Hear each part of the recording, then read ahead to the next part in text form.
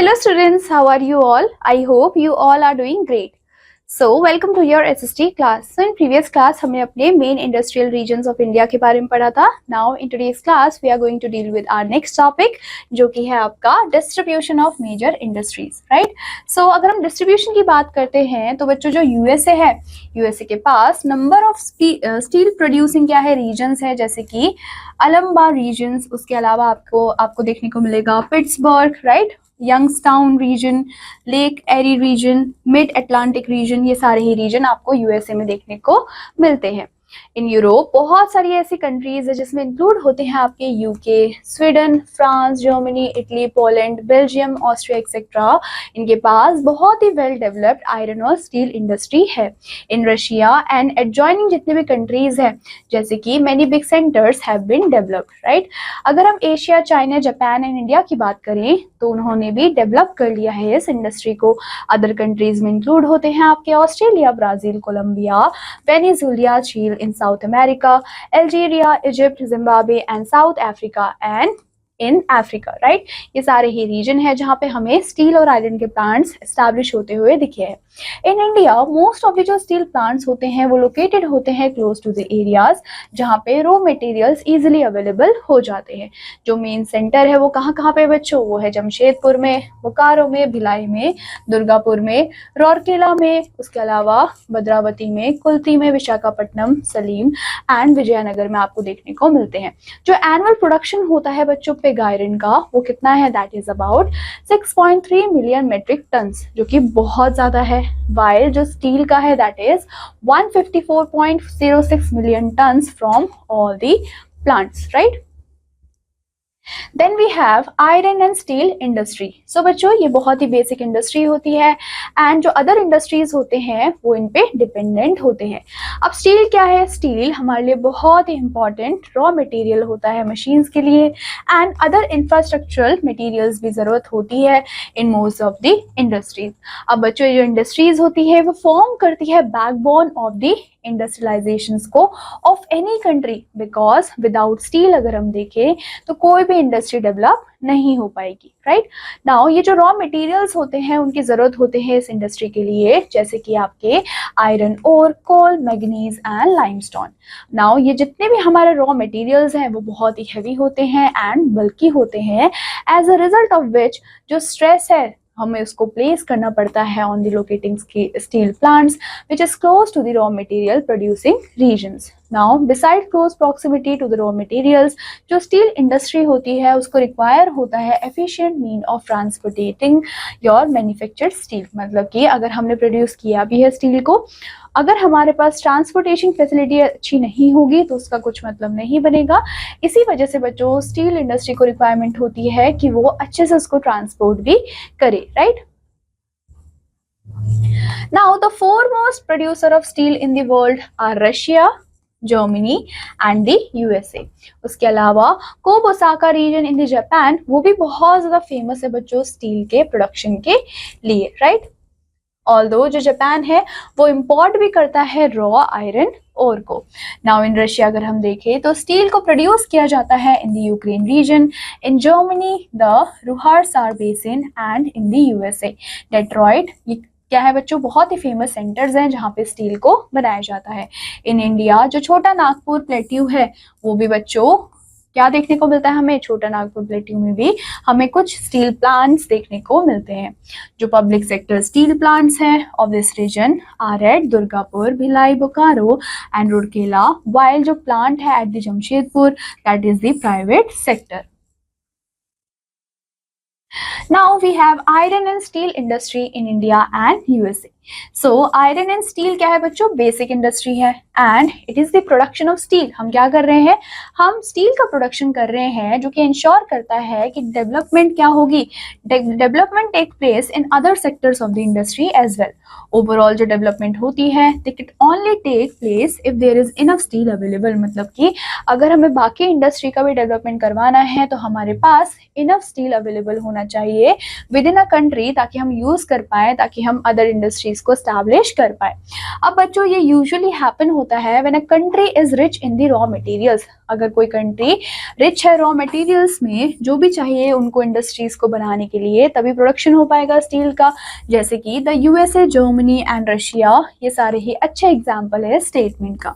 Japan क्या है बच्चों, एक्सेप्शन है in this regard, and Japan has reached the pinnacle of the development in spite of not having enough raw materials, which means कि Japan के पास इतने raw materials नहीं है, बट स्टिल जापान ने काफी ज्यादा डेवलपमेंट की हुई है। फिर हम बात करेंगे आयरन एंड स्टील की इन इंडिया। सो आयरन को बच्चों यूज किया गया था इंडिया में इन 480 BC। नाउ जो आर्कर्स थे उन्होंने क्या किया था, यूज किया था एरो को which is tipped with iron. जो भी एरो बनाए गए थे उस टाइम पे, उसकी जो टिप थी वो आयरन से बनाई गई थी। And in the 4th century AD जो इंडिया है बच्चों, उसने प्रोसेस करा बहुत ही ग्रेट मेटलर्जिकल स्किल्स को, which is exemplified by iron pillar at Dhar in Madhya Pradesh. तो बच्चों अगर हम देखें तो हमारे इंडिया में भी बहुत सारे ऐसे स्किल्स हैं और बहुत सारी आयरन से लोगों ने चीजें बनाई हैं। उसका बहुत अच्छा एग्जाम्पल क्या है, धार का, जो कि मध्य प्रदेश में है, जो कि बनाया गया था 321 AD में। एंड आयरन पिलर भी है मेहरौली में, जो कि 400 AD में बनाया गया था। सन टेम्पल ऑफ कोणार्क इन उड़ीसा, जो कि 13th century AD में बनाया गया था, उसके पास भी आयरन बीम्स है। टुडे अगर हम आज की बात करें तो इंडिया क्या है बच्चों, इंडिया हमारा 4th लार्जेस्ट आयरन और माइनिंग कंट्री है, which is far ahead of the USA. Now with average usable of iron production, कितनी है आयरन ओर की प्रोडक्शन बच्चों, 277 मिलियन मेट्रिक टन्स एनुअली। तो आप सोच सकते हो कि कितनी ज्यादा प्रोडक्शन है। And integrated iron and steel plant has generally 4 sections. कौन कौन से सेक्शंस होते हैं, mixing of material, blast furnace, steel melting furnace and rolling mills, right. ये चारों क्या होते हैं, सेक्शंस होते हैं। Now coming to our next topic, जो कि है जमशेदपुर इंडिया। सो बच्चों Jamshedji Tata was a visionary and he is considered as the founding father of India for the metallurgy। तो बच्चों यहाँ पे आपको बताया गया है कि जो जमशेद जी टाटा हैं उनको बहुत ही विजनरी देखा गया है और उनको कंसिडर भी किया गया है कि वो कौन है, वो फाउंडर है, father of India for metallurgy. Now उन्होंने बहुत सारी नई नई बिगनिंग्स को स्टार्ट किया ताकि वो सेटअप कर पाए एक मॉडर्न इंडस्ट्री को on a very large scale, right. यहाँ पे आपको पिक्चर भी गिवन है, ये पिक्चर है बच्चों टाटा स्टील प्लांट की। नाउ जो अवेलेबिलिटी है रॉ मटेरियल्स की that is required for the setting up a steel plant is the most important factor जो कि डिटरमाइन करता है location of a steel plant. मतलब कि जहाँ पे स्टील बनाने का रॉ मटेरियल ज्यादा होगा वहीं पे प्लांट की लोकेशन की जाती है, राइट, डिसाइड की जाती है। This was the thought that cross the mind of Jamshedji Tata when he was looking for a suitable location in 1907। Today अगर हम आज के टाइम पे देखते हैं तो ये वन ऑफ द ओल्डेस्ट, मतलब सबसे पुराना और लार्जेस्ट इंटीग्रेटेड आयरन और स्टील का प्लांट है ऑफ इंडिया। नाउ बच्चों इस प्लांट को सेटअप किया गया था 1907 में एंड जो प्रोडक्शन है ऑफ द पिग आयरन वो स्टार्ट हुआ था 1911 में एंड स्टील शुरू हुआ था 1912 में। ये क्या है बच्चों, लार्जेस्ट प्राइवेट सेक्टर है in the industry in terms of domestic demand which is known as Tata steel, right. Now for iron and steel production 4 major raw materials की जरूरत होती है। कौन कौन से बच्चों, iron ore, coal, manganese and limestone. Now जो rest of the raw materials होते हैं उनको ट्रांसपोर्ट किया जाता है to the location of the plant. In specific cases जो चॉइस है बच्चों, choice had to be in the Chota Nagpur which is the area of Jharkhand.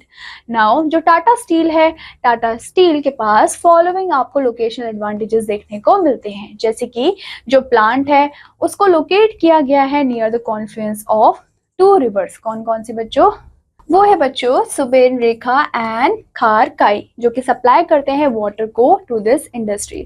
उसके अलावा जितना भी आयरन ओर है बच्चों वो आता है माइनिंग एरिया से of the Singhbhum in Jharkhand and Mayurbhanj in Orissa.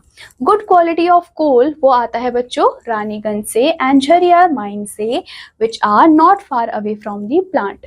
Manganese आता है केंदुरझार डिस्ट्रिक्ट से of the Orissa, right. Then बच्चों लाइमस्टोन की भी जरूरत थी, तो लाइमस्टोन आता है आपके सुंदरनगर डिस्ट्रिक्ट से of Orissa and all the mines are within the radius of 200 kilometres from the Jamshedpur. इसी वजह से इसकी लोकेशन ऐसे रखी गई थी।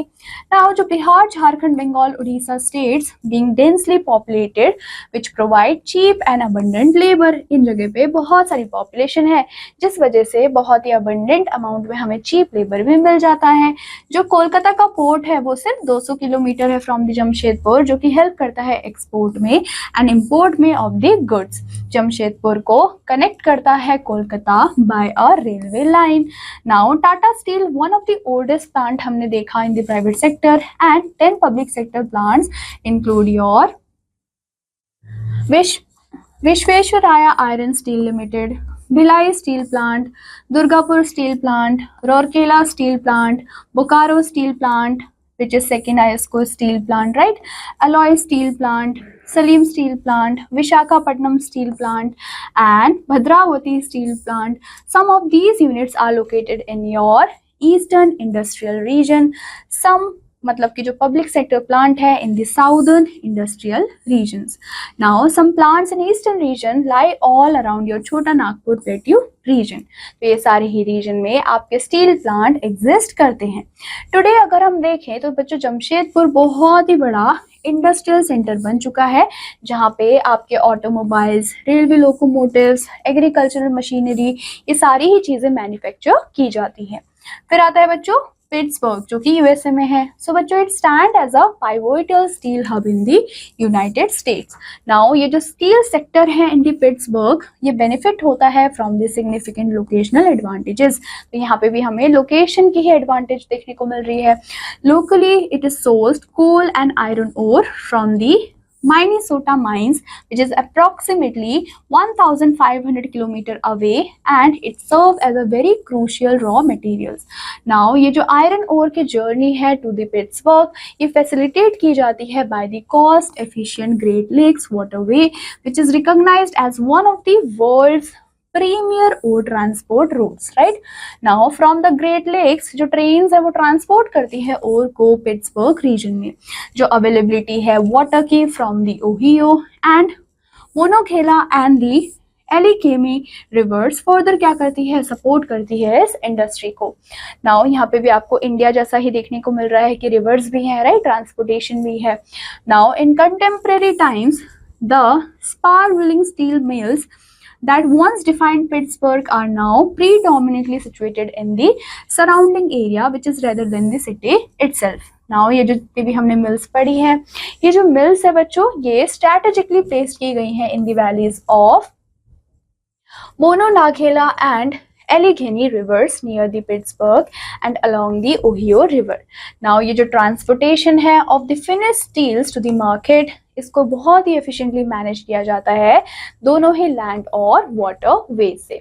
Beyond the steel mills the Pittsburgh region is home, ये घर है बहुत सारे डाइवर्स एरिया ऑफ फैक्ट्रीज के लिए जो कि यूटिलाइज करते हैं स्टील को टू मैन्युफैक्चर वेरियस प्रोडक्ट्स। इसमें इंक्लूड होते हैं आपके rail road equipment, heavy machinery and even rails, right. Now बच्चों कमिंग टू लेसन एको। सो आज के हमने चैप्टर में क्या क्या चीजें पढ़ी, हमने देखा in the corporate bodies share the held by the general public. फिर हमने देखा the members of cooperative society they are generally the producer of raw materials. After that we have seen forest based industries, वो क्या करते हैं, derive करते हैं अपने रॉ मटेरियल्स को फ्रॉम दी फॉरेस्ट। जितने भी ईस्टर्न इंडस्ट्रियल रीजन है उनको हम छोटा नागपुर रीजन के नाम से भी जानते हैं। So that is all about lesson echo. So बच्चों इसी के साथ हमारे चैप्टर होता है यहाँ पे कंप्लीट। आई होप आपको ये चैप्टर अच्छे से समझ आया होगा एंड आई होप कि आप इसको रिवाइज भी करेंगे। I will meet you in your next class with your next interesting chapter. Till then take care and bye bye.